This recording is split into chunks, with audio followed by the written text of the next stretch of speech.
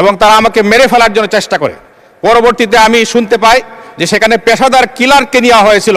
বিএনপির কিছু লোক যারা বিএনপির নাম ধারণ করেছে, তারা সন্ত্রাসী, তারা আমার গাড়ির উপরে হামলা চালায়। হয়তো আজকে আমার জন্য এখানে শোক প্রস্তাব আনতে হতো এবং আমার জন্য হয়তো আপনারা 1 মিনিট নীরবতা পালন করতেন।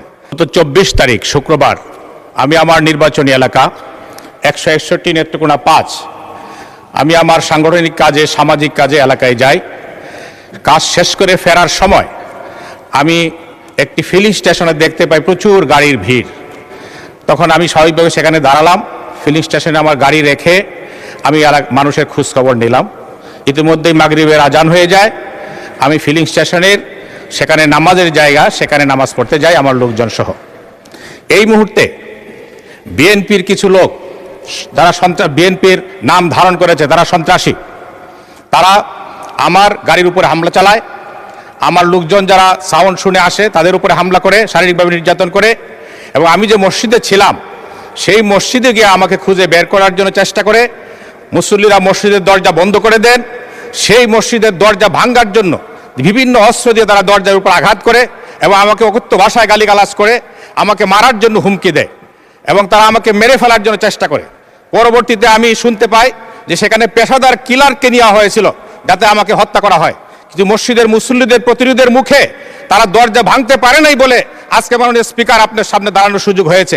না হয় হয়তো আজকে আমার জন্য এখানে শোক প্রস্তাব আনতে হতো এবং আমার জন্য হয়তো আপনারা 1 মিনিট নীরবতা পালন করতেন। মাননীয় স্পিকার, আমি আপনার কাছে আমার নিরাপত্তা চাই, আমার পরিবারের নিরাপত্তা চাই। আমাদের মাননীয় প্রধানমন্ত্রী, স্বরাষ্ট্রমন্ত্রী মহোদয়ের কাছে আমি আমার এলাকার সংগঠনের কর্মীদের নিরাপত্তা চাই। মাননীয় স্পিকার, এইভাবে আমাকে জনগণ জিজ্ঞেস করেছে যে কি অপরাধে আপনার উপর হামলা করা হলো। আমি অপরাধটা বলতে পারি নাই। মাননীয় সদস্য, আপনার কথা শুনলাম, এখন আপনি আমার কথাটা অনুগ্রহ করে শুনেন। আমি পত্রিকায় দেখলাম যে আপনার এই ঘটনায় একটি মামলা হয়েছে এবং পুলিশ 9 জনকে গ্রেফতার করেছে। মাননীয় স্পিকার, পুলিশ যাদেরকে গ্রেফতার করেছেন তাদের মধ্যে একজন শুধু তালিকাভুক্ত আসামি, বাকিরা সরাই নিরপরাধ। আজকে 9 জনের জামিনে চলে আসছে। আর যারা আসামি ছিলেন তারা সকলেই মিছিল করতেছেন। এই মুহূর্তে আমার কাছে ফোন এসেছে 3টার সময় যে তারা মিটিং করতেছে।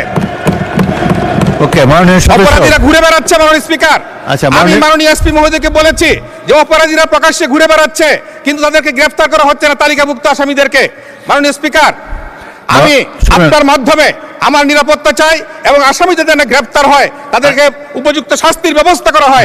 আমি আপনার কাছে সহযোগিতা চাই। ধন্যবাদ মাননীয় সদস্য, আপনি দয়া করে বসুন।